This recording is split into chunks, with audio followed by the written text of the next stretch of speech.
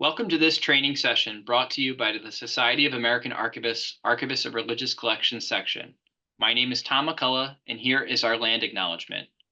We acknowledge that we live and work on the traditional lands of many indigenous nations. We know that indigenous peoples have suffered from historical and ongoing injustices and understand as an archival organization that we must work toward sharing historical truths and renew respectful relationships with indigenous communities.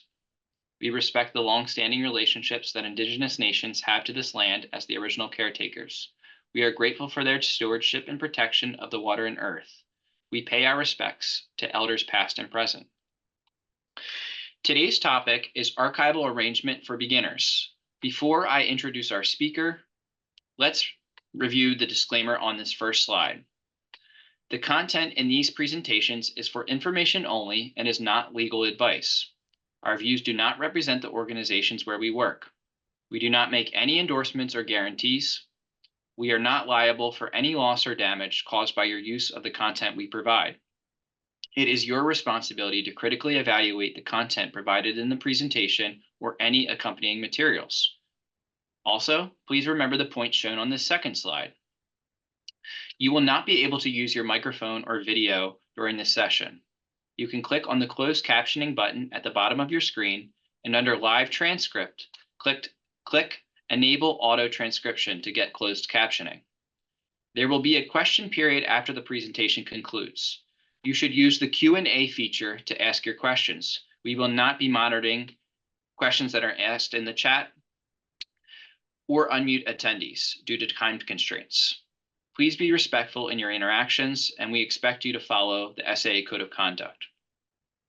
This session will be recorded. Please fill out the short survey after the session ends. We encourage you to join the Society of American Archivists if you are not a member, and we thank the Congregation of the Sisters of St. Joseph in Canada for hosting this webinar. And now, I would like to introduce our presenter, Nicole Menchise. Nicole received a BA in Geography from the University of Memphis, where she concentrated her studies in cartography and history. She completed her MLIS at Long Island University with the Advanced Certificate in Archives and Records Management. She is currently the Digitization and Archives Coordinator for the Long Island Library Resources Council, where she offers educational workshops, provides advice for the processing, housing, and display of special collections, oversees participation in the New York Heritage Digital Collections website for cultural institutions on Long Island, and executes the annual Long Island Archives Conference. Previously, she managed the collections of the Oyster Bay Historical Society, Raynham Hall Museum, the Townsend Society of America, the Sewanaka Yacht Club, and the North Shore Historical Museum as a trustee. Please join me in welcoming our presenter, Nicole Menchise. Nicole, you can take over now. Thank you so much, and thank you all for joining today. I'm going to go ahead and just jump right in and start sharing my slides, so bear with me a second.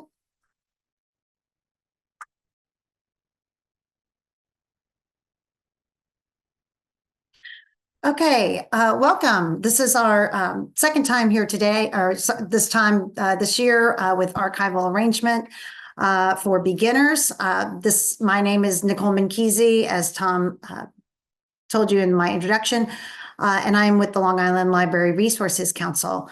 Part of the reason why I wanted to do a series like this was because so many people that are in charge of looking after our historical records aren't entirely comfortable or really have a lot of experience with some of these archival concepts. So I want to get more into it with you all, and we've done a former workshop, and we'll have another one coming up soon. So you'll see how this all falls into place. Mostly with this slide, when we talk about archival management, we're talking about a series of tasks that we have to do when we're sorting and collecting and acquiring and describing our archival collections. So as you can see here on the left, this is basically the kind of go through for archives management. First, there's appraisal, dealing with acquisitions, and then accessioning. And this is the point where we talk about arrangement, which is, according to DACS, the Describing Archives content standard is identifying the logical groupings of materials within the whole as they were established by the creator, also of constructing a new organization when the original ordering has been lost, or sometimes establishing an order when one never existed. So with the archival arrangement, many of you may have seen this tree before, this hierarchy tree, where the repository or the institution is at the top. Second tier, we have records groups, or what we commonly call collections. There may be subgroups off of those larger record groups if you're with a larger institution. Then within each collection, there are sets of series. Sometimes those series can be broken down into sub-series. And then within each series, there are folders, or a folder, at least usually one or two, many folders in cases of larger organizations, and then each folder having an item. So I wanted to kind of break this down into a little bit more of a practical looking tree. So here we have the institution, maybe either a public library or repository. And beneath that, we have our first grouping, which is our record group. So in this example of arrangement, I've got Greg Langdon, who is artist and historian of the town that he lives in. And Greg is kind of a local history buff. He's very proud of his community and has been collecting his whole life. So when Greg comes in and brings in his box of documents and treasures, if you will, we're going to look at that box and we're going to break things down kind of logically into different series.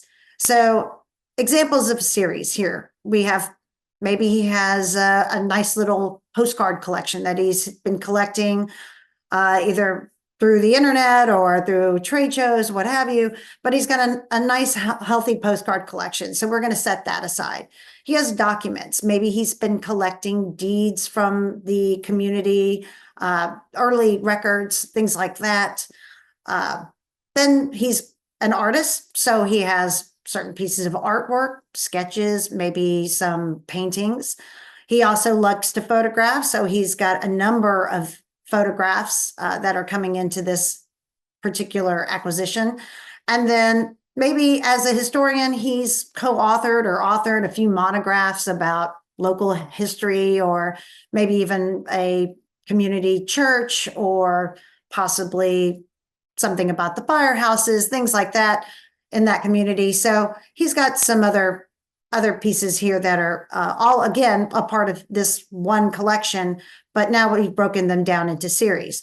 So to kind of get a little further into what that looks like, we go to the folder level. So in his images collection, I use the word collection quite often here, talking about both all of these items or all of these branches in the hierarchy.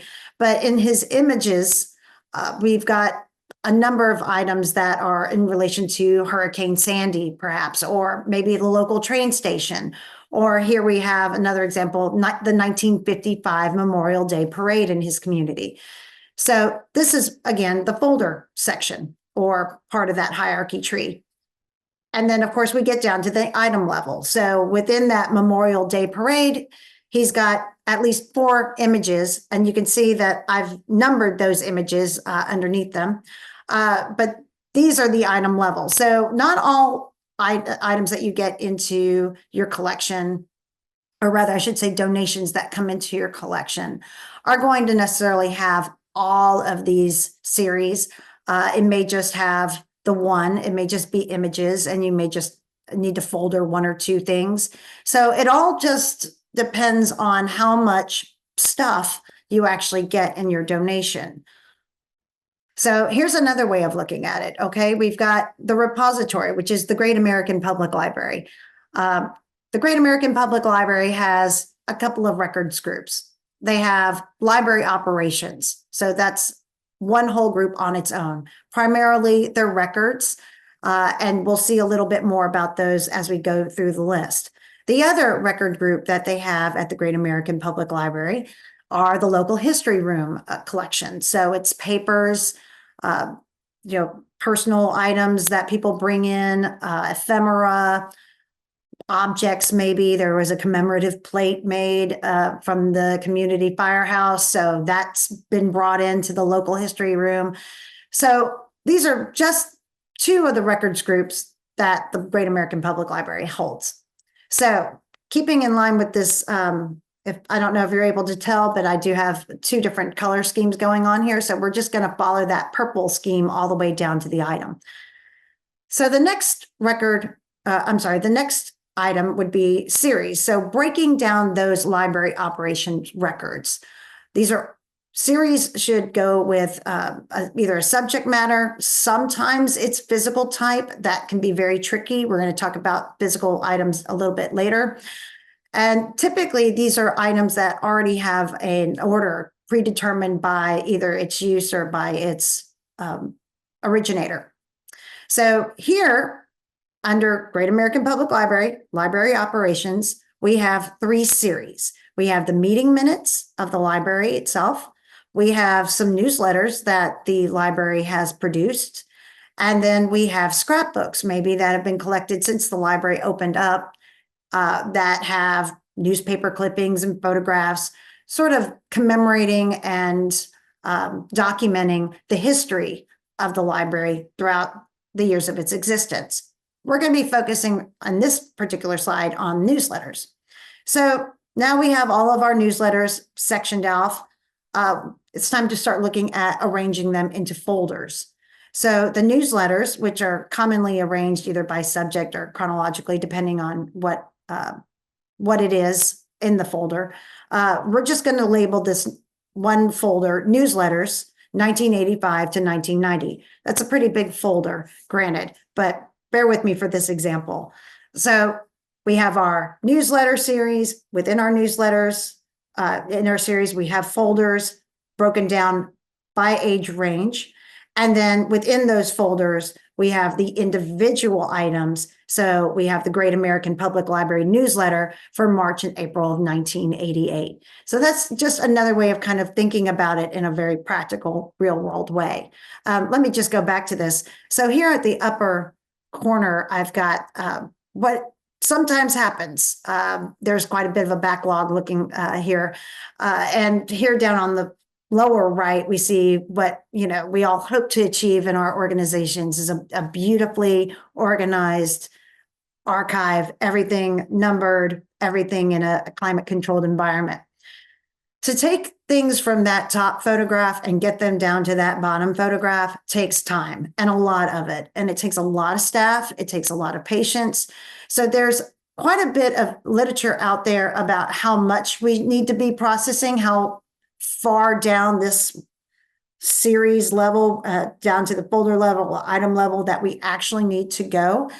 If you were there for the last workshop I did an example where just two items came in. It was a photograph and a baseball glove. And let's just say for fun, we throw in a letter. Well, these are three items. So we can obviously arrange and catalog and describe these items on the item level because it's just a handful of things. But when you're dealing with a number of boxes that maybe come in from an organization, you're going to need to really give yourself plenty of time and decide if you need to actually go down to the item level or really spend a lot of time arranging down to that item level. So I'm going to be talking about that a little bit later and sharing some quotes with you that I found through my literature research in doing this program. So a couple driving principles that you will hear over and over and over again. Number one, the principle of provenance. So essentially it is archives of one creator should not be intermingled with the records of another creator. Provenance identifies primarily with the creator, which is not necessarily the donor. And then it also preserves the creation and contextual information about the items that are going in the collection. So you see here just from this very simple example, I have organization 1 has a bulk of letters, organization 2 has a bulk of letters. They should not be intertwined.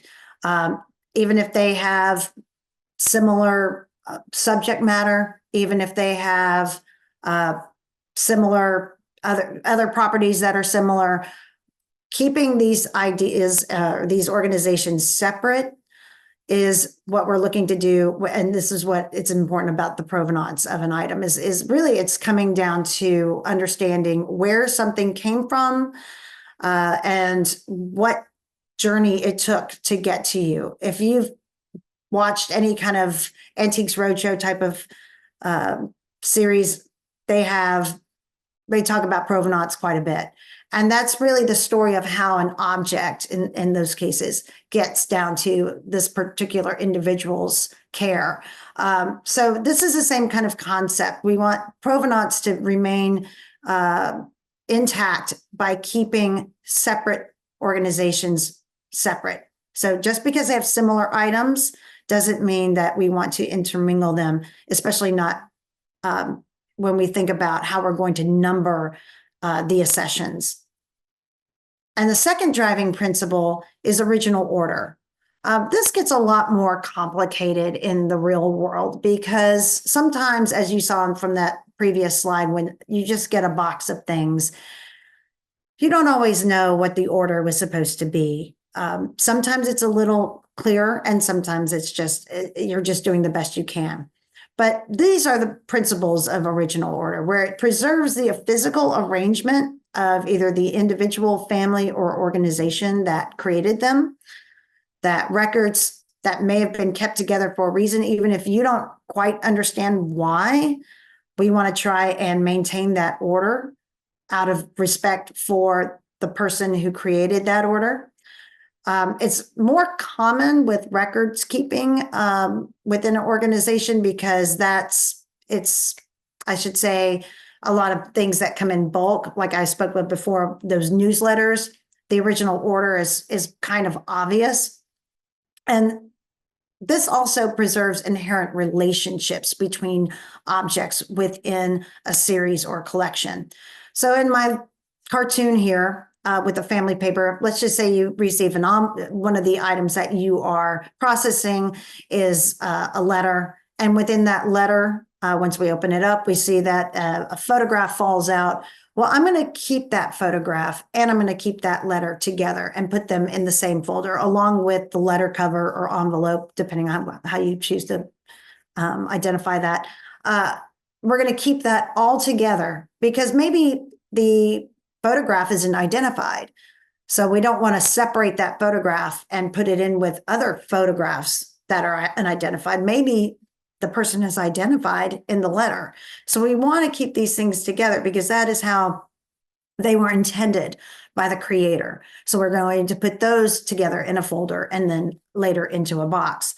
I've got a couple of quotes, like I said, throughout this program. The Smithsonian Archive of American Art quotes, "If the creator filed various documents, correspondence, photographs, printed materials, etc., together because they are related to a specific interest, function, or activity, then leave the materials together." We don't always know what was going through the mind of the person who organized their papers. So if there is sort of an easy, like, for example, with a letter, that's kind of an easy original order. We know that the photograph goes with this letter, and we're going to number them accordingly so that for all time in our records and on the actual items themselves, when we number the items, they are forever linked together.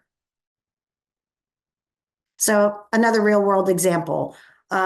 This is kind of, I sort of did two sort of examples here. This is more of a records collection situation. So when you have a series of correspondence within, let's just say, something like the Visiting Nurses Association of your community, they may have thousands of letters. So when you have thousands of letters, they're typically grouped up, usually in file folders already for you. Don't kind of reinvent the wheel. Use what you already have at your disposal. So if someone has already grouped a number of pieces of correspondence. Maybe they've titled the subject either by year. Maybe it's 1958 to 1968.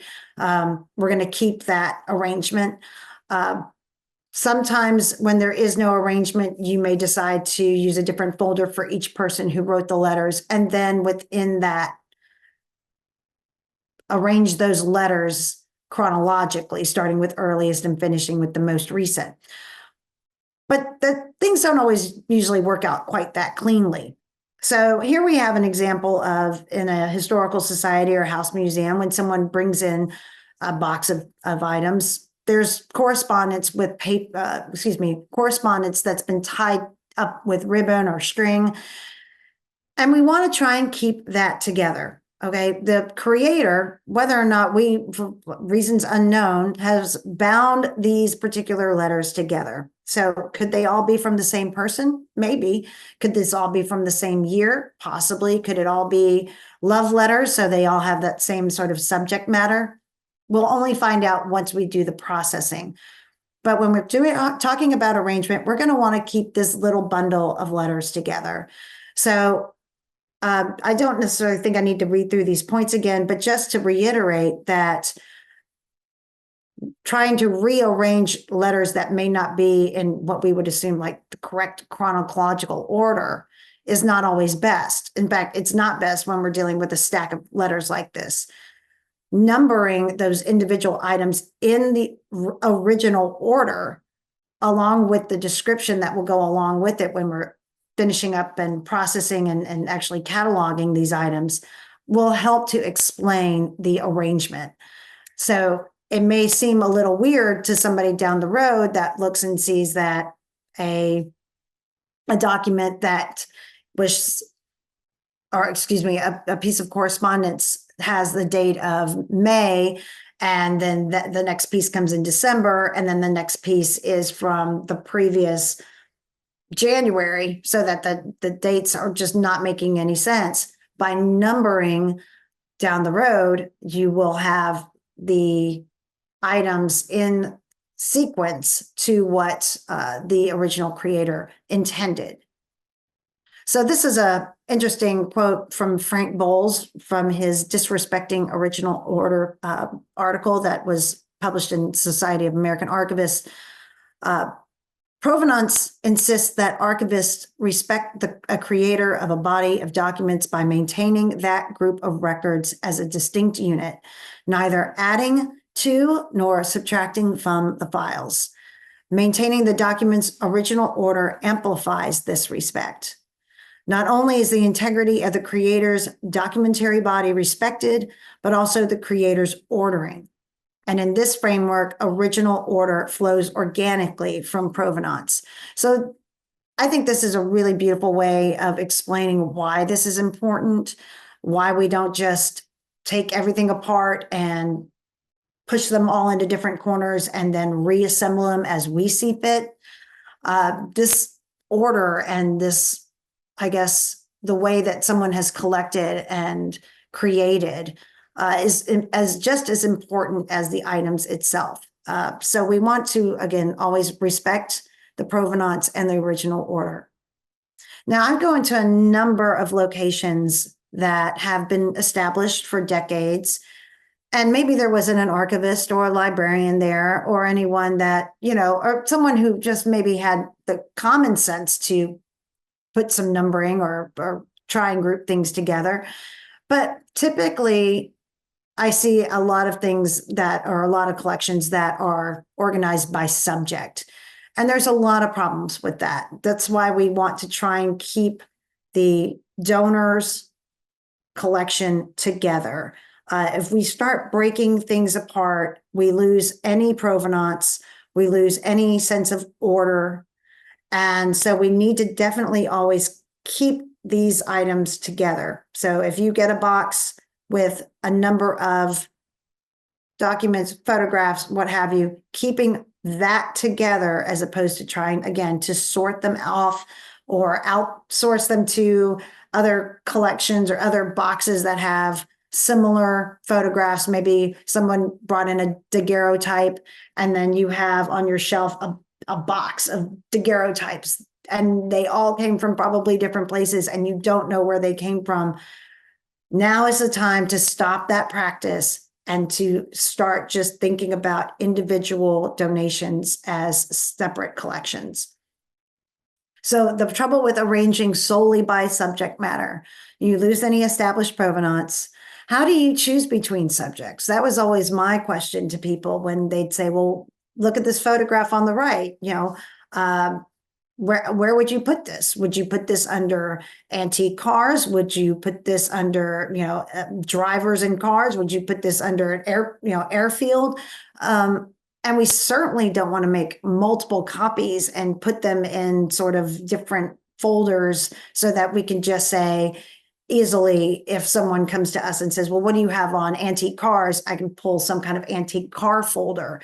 That's not really practical. And then it gets really, really confusing, because what if you have another folder that reads cars and cars, and you have another folder that reads airplanes, and now you've got the same stuff, copies and copies of things. We want to minimize our copies in general.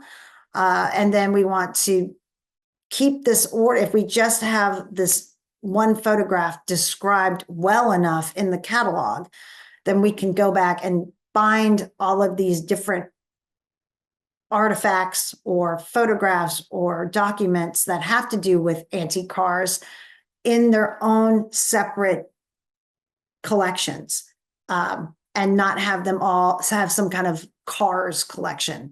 It's highly problematic. So I know there's a lot of folks I'm talking to right now that are already inherited this type of collection.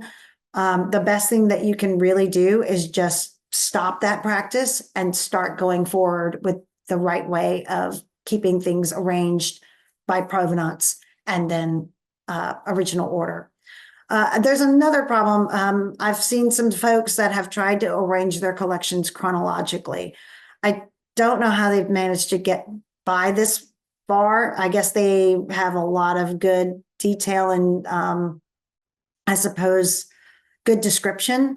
But it's a problem because unless something's postmarked, and even then you don't know if that's actually the right date that was offered. The date of origin is difficult to know for sure. This photograph, again, for example, when do we know that this was taken? I mean, we can kind of figure it was the 20th century because we've got an airplane in the background. But how are we going to organize that? And so it's incredibly problematic. So just put that thought out of your head. If it's already been done to some of your collections, the best thing you can do is, again, stop that practice and move forward. And something I would highly recommend doing, I didn't mention it here, is going and looking online. There are hundreds, if not thousands, of examples from organizations in the United States and across the world of their collections management policy. And if you're lucky, you'll find some, especially the larger institutions, will have a sort of processing guide or an arrangement guide that maybe doesn't get down into specifics, but it will at least kind of help you think about how you want to standardize maybe some of this arrangement, or at least formalize it to your trustees and your volunteers and your staff, so that everybody is on the same page, that the way things used to be isn't the way it's going to be done going forward. I wish I could tell you that there was some sort of silver bullet. I wrote here that there is no roadmap. I wish there was some kind of flow chart, if not here, then here. But there really isn't. A lot of this takes time. It takes instincts that you develop over time.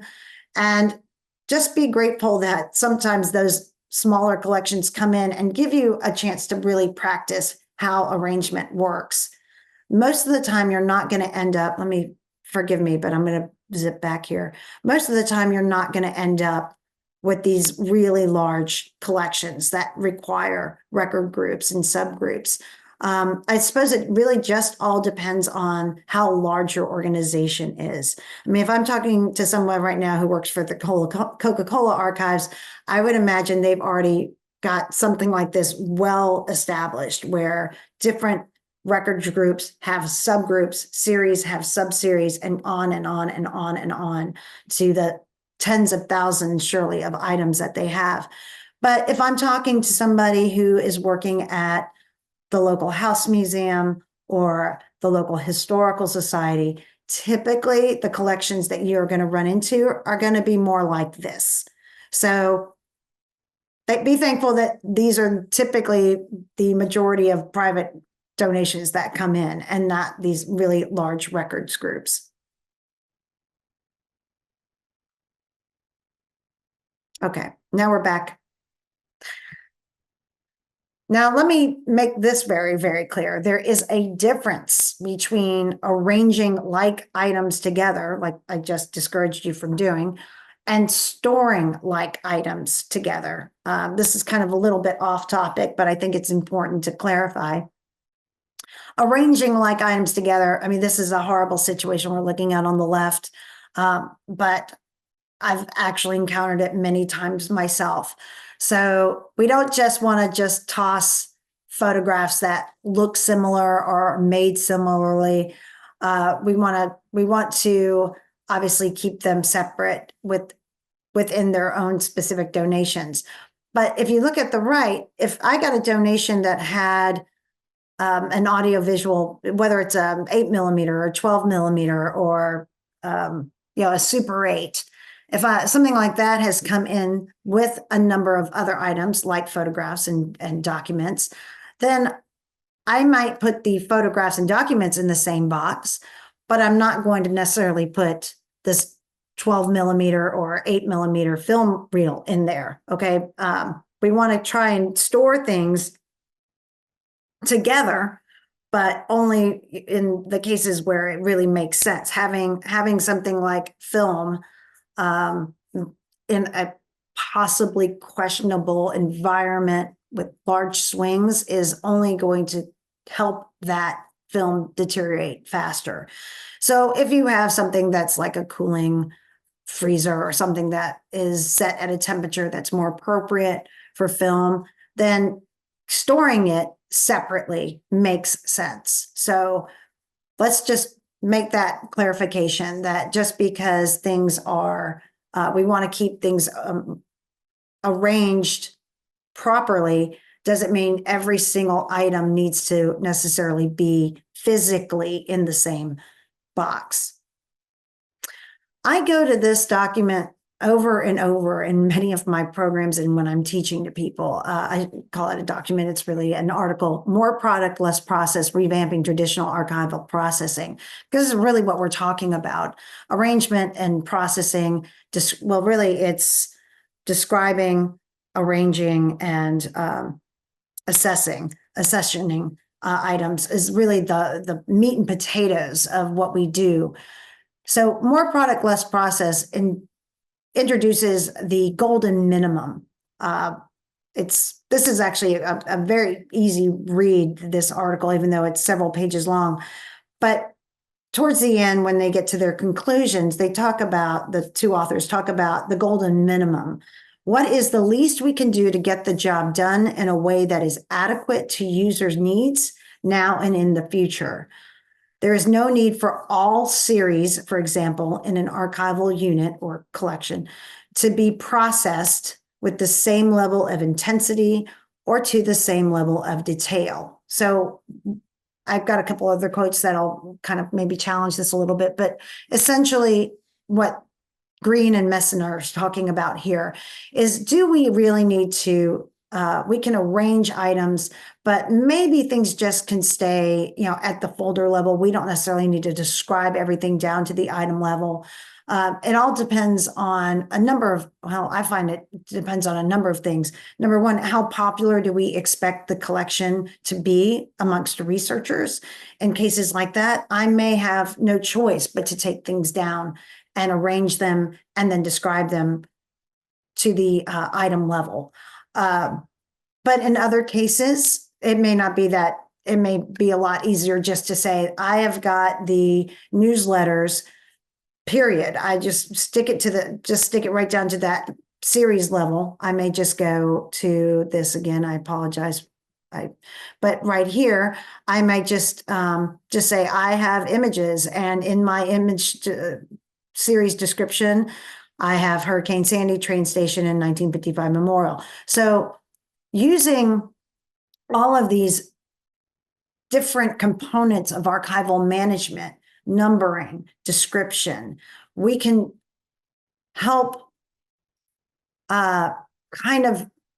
we can help explain our arrangement or the arrangement that was made by the donor, by the creator a little bit better. We may not always have the time to be able to folder things down to the item level and then describe them to that item level. So that's more idea of more product, less process is really about trying to deal with an excessive amount of backlog. I haven't met an archival institution yet that doesn't have a significant amount of backlog. If you don't, then that probably means you either have great staff or you're able to contribute most of your time, your work time, to just processing. But it doesn't happen very often. There's usually quite a bit of backlog. And when we're arranging records, you may decide just to keep arranging things just down to that series level and not further deepen that arrangement into the folder or the item level. So let me jump ahead again. So that is the golden minimum. This is another quote that I thought was thought-provoking. Before any archival collections are processed, each should be ranked by amount and depth of archival treatment based on current need, the collection's value to the organization, and the amount of time and work necessary to organize the materials. As I said just a few minutes ago, it takes a tremendous amount of time to do this work. The necessary degree of arrangement and description should also be evaluated. Does the collection warrant item, file, or box level treatment? Do parts of the collection or different formats of material represented in the collection warrant different levels of control? So I know I've got one more quote, and I promise that's the end of it. So again, we have to really think about how much time we can devote to arrangement and arranging, and whether or not item level is even a possibility. When arranging this is from Archival Processing Manual, and I really like this quote. When arranging a collection, the ultimate goal is to make the material available expediently and efficiently. Respect the organization's imposed Respect the organization imposed by the person who created the records. Not only is this sound archival practice, but it will save you from having to devise an elaborate and time-consuming alternate arrangement scheme. Strive for simplicity. There is no need to create complicated hierarchies of series and subseries if you don't need to. And this again goes to that example that I was saying. If you receive a donation, and maybe it's someone's personal papers and it's quite a bit of stuff, an artist's notebooks, an author's notebooks and scrapbooks and research, those might already be in folders that the artist or author has put together. So let's just keep those folders together. You may just need to describe that folder and not go any further. And just keeping the folder as it was even donated, then it sort of saves you the headache of having to go through and trying to further break that folder down into smaller folders or smaller series. So something to really think about is what you was brought in already arranged in a way for you. And I do want to just make sure that I leave this up here for a minute or two. I know that some of my resources, I think I went too quickly through that last time, but I like to go back through the SAA archive of wonderful articles that have been published over the years. Always great to kind of see how things have been done and how archival theory is not only has evolved, but is currently still evolving. So you'll see that I have the American Archivist listed in a number of places, including several of those quotes came directly from accessing them through the SAA website. There's also arranging and describing archives manuscripts and developing and maintaining practical archives, a how to do it manual by Greg Hunter. And then starting in archives, another publication from SAA. So I find that, looking through the way people theorize arrangement is a great starting point for getting your hands dirty. Of course, if you've been with us, you'll know that this is just sort of midway through the archive processing flow, if you will. So as some things have come in, as you've appraised, as you are arranging and then working towards description, a lot of these things happen at the same time. Or, obviously, if it's just one or two items, it's very simple.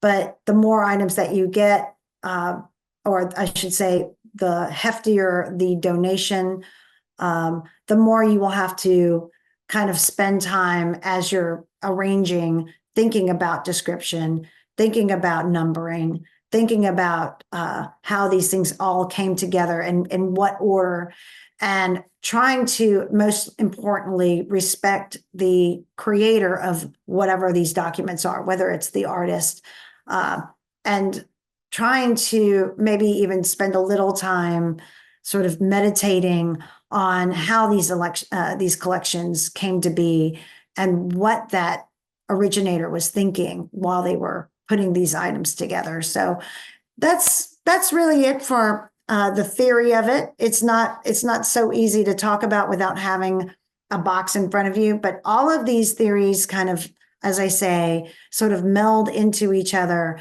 And then as the processing work actually takes place, you realize that you're halfway through arranging a collection and you didn't really know that you were even in the arrangement phase.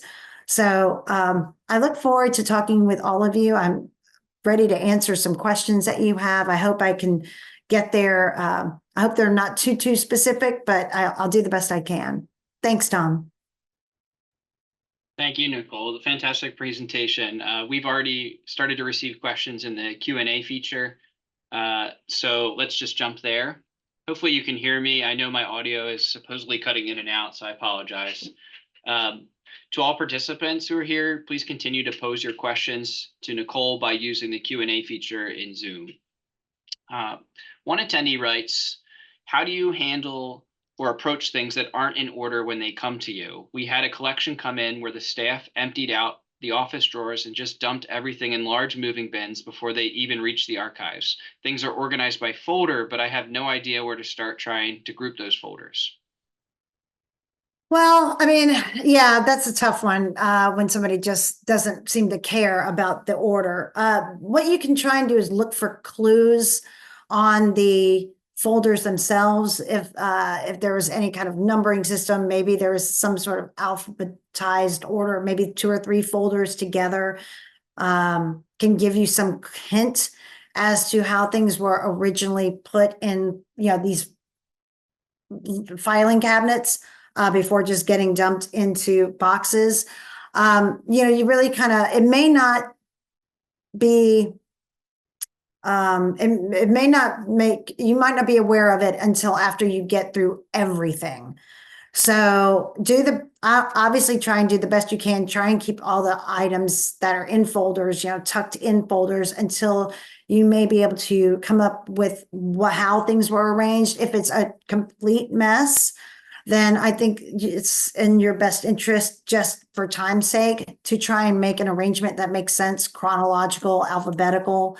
And then just in your description of the overall archive, when you maybe create a finding aid for what you have, make sure that in the historical, well, it wouldn't be in the historical context, it'd be in the scope. In the scope, you can explain that the arrangement had to be assumed due to just so much discoordination in the actual retrieval of the documents. So I wish you best of luck.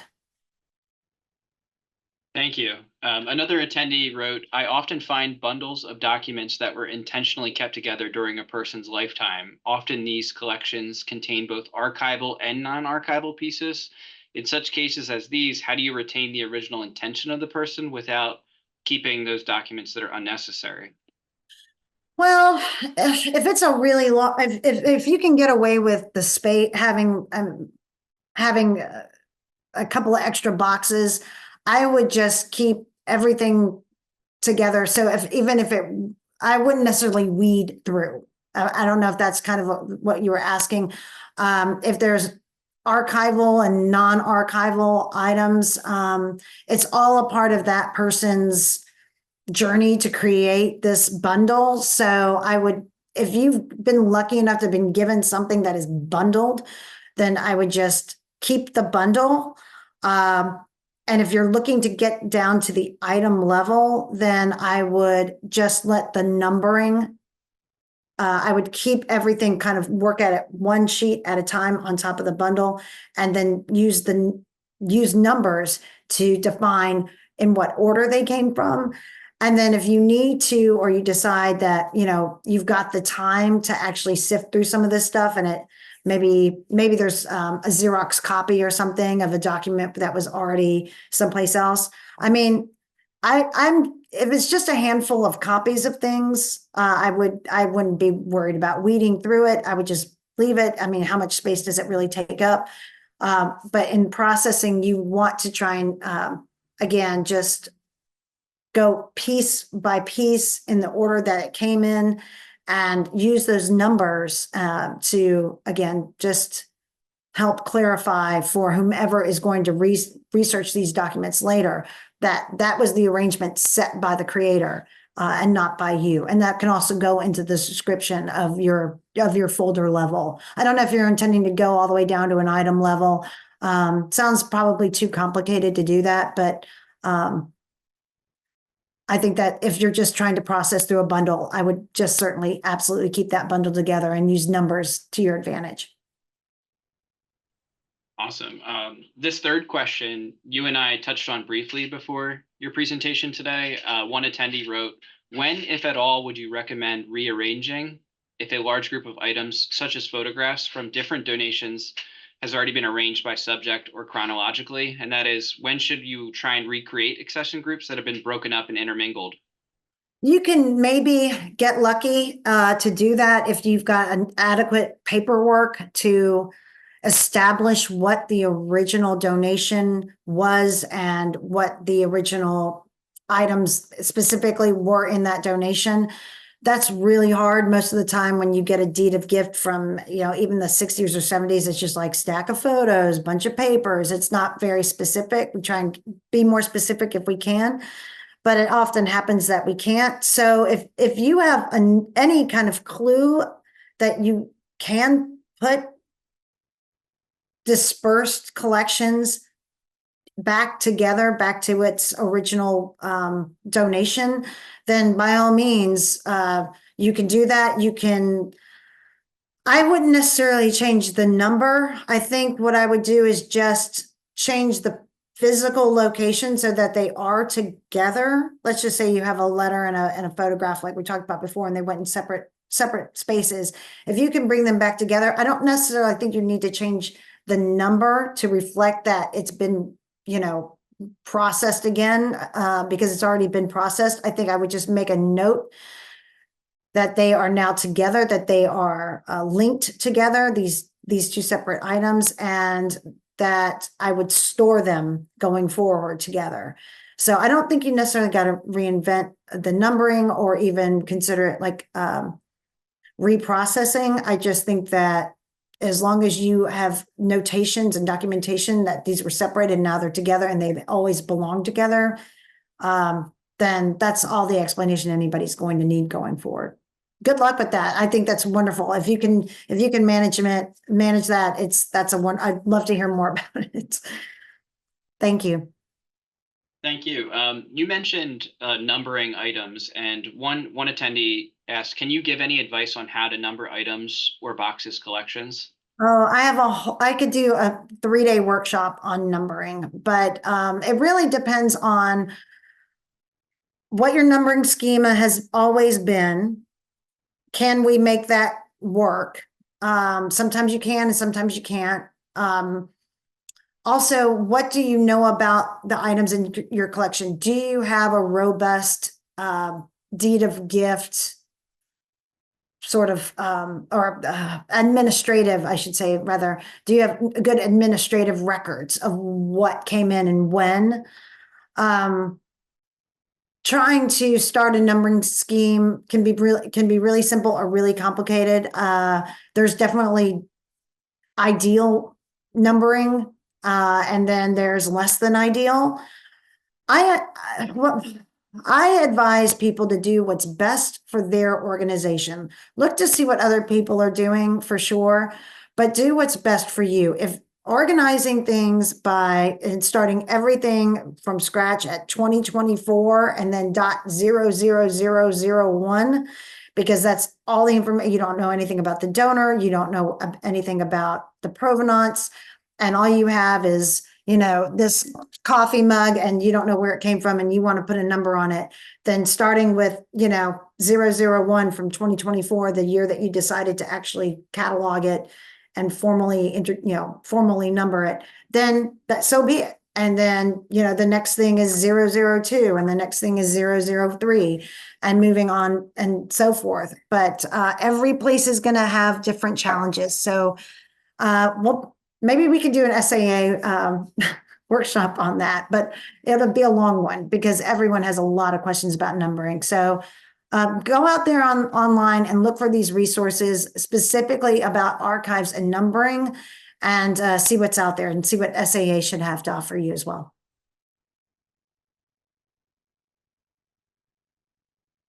Oop. Tom, you're muted. Sorry. Thank you. Heard that a lot on Zoom. Sorry.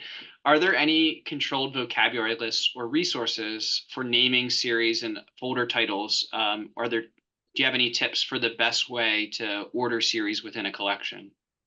Oh, yeah, that's a good one. I've never heard that question. But yeah, I don't think there's, as far as standardized things go, if I've got correspondence from a particular individual, I'll try and think in terms of Library of Congress subject headings. I don't think you can really go wrong with something like that. That's, I think, maybe a place to start, especially when you're dealing with place names and people and birth dates and death dates and how that can be arranged. So I would look to Library of Congress subject headings if that helps. But no, as far as I know, there's really not a particularly standardized way. What you need to make sure that you're doing is doing it all consistently. And that can also go into that collections management policy about how you number and how you label things, so that somebody doesn't go rogue and not kind of adhere to, the system that you've created. So just whatever you choose, just choose to be consistent. And thank you. Great. Thank you for your response. One attendee says, what is your advice for processing a collection that looks to be random documents, letters, financials, ephemera, thrown into a box, but also has a few envelopes that have some reason or rhyme to them? Would you keep the original order of those folders, but arrange the rest in a logical way? And for further context, this was an institutional purchase from a rare book dealer. It was not a donation. Okay, so it's a purchase from a rare book dealer.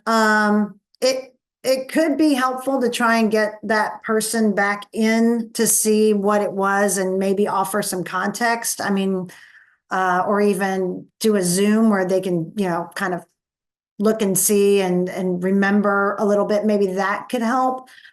Because sometimes, things do come in and we don't know obviously how they were arranged or why they are even a part of the collection in the first place.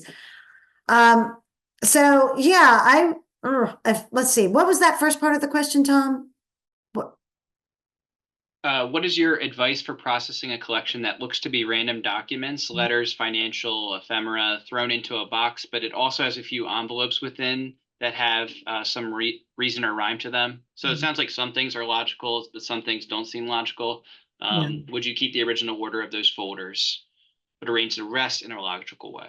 Yeah, I think I would try, when it comes at the end of the day, it needs to try and make sense. If you can't make any sense out of it, just like in that earlier quote, it's, we want to try and make sense of these documents. If it feels completely random, then you may have to just create your own strategy. And in that case, maybe keep it to subject or keep it to chronology within the subject. So if it is documents, maybe you can bind some sort of logical grouping within that. So it's not, we want to respect original order as much as we can, but if we just completely lost, then you know what, you can't just sit there and just kind of wonder and think about what it is. If you can get that dealer to come in and make some sense out of it, great. But if you can't, then you're given permission to go ahead and just try and do your very best in arranging things. And again, how much time do you think researchers are going to go into this? And that was that other quote that I shared with you about just not wasting so much time thinking about it. Arrangement, just getting a good description. And if the researchers, need more information, then, try and find that for them. But really, at the end of the day, it's really your box to handle. So there's no archives police. Nobody's going to write you a ticket if you decide that this doesn't make any sense. I'm just going to do this by subject and be done with it. Then yeah, sometimes it's just easier to get it done than it is to try and figure out what the order is, especially if it's so super random like that. Fantastic. One attendee asked if you could please put your last slide up, because I think it had your some of your resources that you recommended. Yeah, and I know that this video will be up as well on the YouTube channel, so you can find it there. But yeah, mostly it's just go to the American Archivists archive of fantastic journals and all of the publications that SAA has done. It's just, but especially when we're talking about archival theory, there's such great resources there for, how other people have done it and how they've documented doing it. And it can give you the confidence to just move forward with whatever has kind of been at your roadblock, whether it's management or whether it's processing or any of all those topics that we talked about before. So it's a great resource. I love it. Thank you, SAA, for that. Awesome. Well, we are running out of time, but many thanks to you, Nicole, for a wonderful presentation. And I thank you, everyone, as well, for posing questions to Nicole. I think it was really interesting hearing everyone's questions and also your responses. I appreciate you all for joining today's ARCS event. If you enjoyed this Lunch and Learn, you'll probably enjoy other Lunch and Learn and archival chat sessions that are planned by the Archivists of Religious Collections Section Models and Resources Committee. So coming up on August 8th, 2024, there will be a presentation on preserving audio tapes and videotapes. And then later in August, on the 22nd, we'll actually see Nicole again. Nicole will return to discuss archival appraisal for beginners. You can register for these events and others by visiting the events page of the SAA Archivists of Religious Collections section. And last but not least, if you're a member of the Archivists of Religious Collections session, consider coming to our annual group meeting of the SAA-ARCS section next Wednesday, July 17th. And you can register for that by visiting SAA Connect and finding the event there. So thank you, everyone, again, and thank you, Nicole.